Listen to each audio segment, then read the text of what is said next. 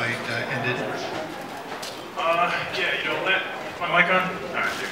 Last fight, the one thing that he really, capitalized on was leg kicks. So probably the most important thing that we focused on for this fight camp was stopping his leg kicks. Very long ago, he's actually broke a guy's leg in training using what he calls a destruction, which is knee on shin. So when he goes to kick, you put your knee on his shin. And I've done it a couple times in sparring, and guys, they take some time, and about a minute off, they walk around, they're okay, but at least it stops them from kicking you. But to break someone's leg, I've never done that before, and like I said, I don't want to see Anderson Silva get hurt like that. So. Were you consciously trying to do the knee on shin thing tonight? Then is that what you're saying? Yeah, 100%. I know I didn't want him to try to feel comfortable kicking me all night. If I don't put the knee on his shin, then he's going to kick me. He's going to hurt me. So that's how you check the kick. And then in the first round, you hit him with that right hand. I mean, it was such a short punch. I mean, did you feel like you had a lot of power behind that? Did you think he was gone at that stage? Yeah, I don't feel like there's no one in this weight class that could clinch with me. And, I was very excited I knew he clinched other guys before, and he's known for his clinch, but I felt real strong in it. When I hit him with that, I knew he was definitely hurt, and I was supposed to finish it, but he did a good job recovering. Is there any concern on your part that there would be any doubters that say maybe there's an asterisk next to this, it was an accident, an accidental injury? It sounds like you very consciously, used the technique the way you did. Yeah, I don't think it was accidental when you try to check a kick and it works. Otherwise, if I didn't check the kick, I have a big bruised leg right now, and you pick me upon my leg kick. So you try to check kicks, and that happens. Confusion, right? Sorry. Right. Struggle with that. There's a lot of confusion, right? At the end of the fight, with exactly what happened. But you had raised your hand right away. Did you know exactly what had happened, or did you just see the referee? Yeah, I mean, even after the first, I checked the first kick, and it was knee on shin again. For the first time, and then when he threw it again, I mean, he threw everything into both those kicks, and it's gonna hurt him a lot, And I knew I hurt him with it, and I knew, but I wasn't sure it broke until I seen him put his foot back down to the mat and he collapsed down, and then I knew right away as well. What's that moment like? What's going through your head when you know you did that again? It's over. I won. It's awesome.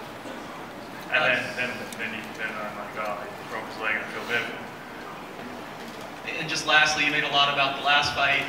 It was pretty much right away you started thinking about fighting Anderson again. I mean, you guys had the next fight within 6 days. You already know your assignment coming up this time. You got Vitor Belfort. What do you think of that matchup, and how long do you give yourself before you start really preparing for him?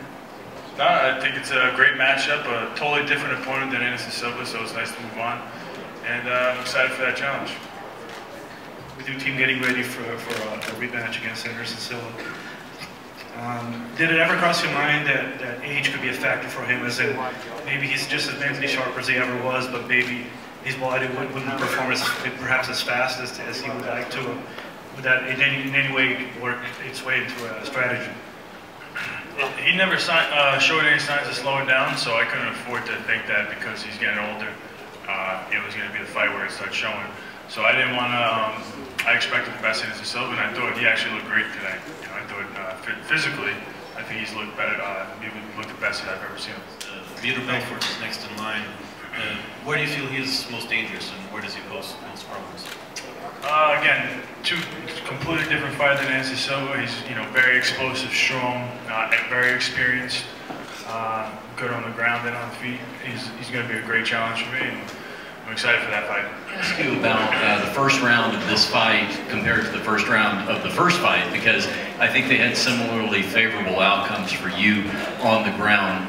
What are your thoughts on the first round of this fight compared to that first round with Anderson? Anything different, or did you feel like it was a mirror blueprint of what could have been another alternate path to victory for you? Last time I took him down right away, and it was more, I wasn't in his guard, and he wasn't able to get his guard locked, so it was more just passing and ground and pound, looking for submission. I took that, I went for the leg lock, and he got back up to his feet, but I felt like I still dominated that fight.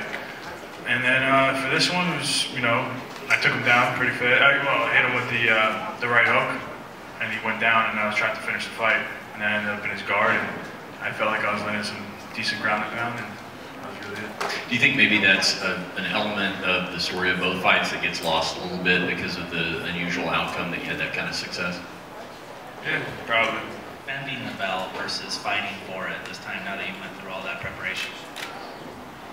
Yourself as the man, moving forward for the next fight, is it a lot different? No, it was kind of the same thing, you know, same type of preparation. No big changes. The only difference is that for my last fight, you know, everybody kind of knows what I went through already. I had the 2 surgeries, Hurricane Sandy. It wasn't the best timing for me to be having a title fight against Anderson Silva for sure.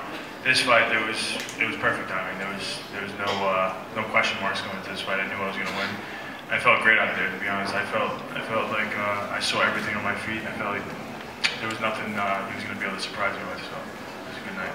Congratulations, all you guys! Amazing show. It's so good to sit down and see from outside. You know, and I want to thank Chris Weidman to accept my challenge. And I just want to say, whenever it's said or done, I'm ready. Going back to the gym Monday. Congratulations for you guys, and I'm looking forward for my next challenge. Cool. Cool. Did you have a question, Kevin?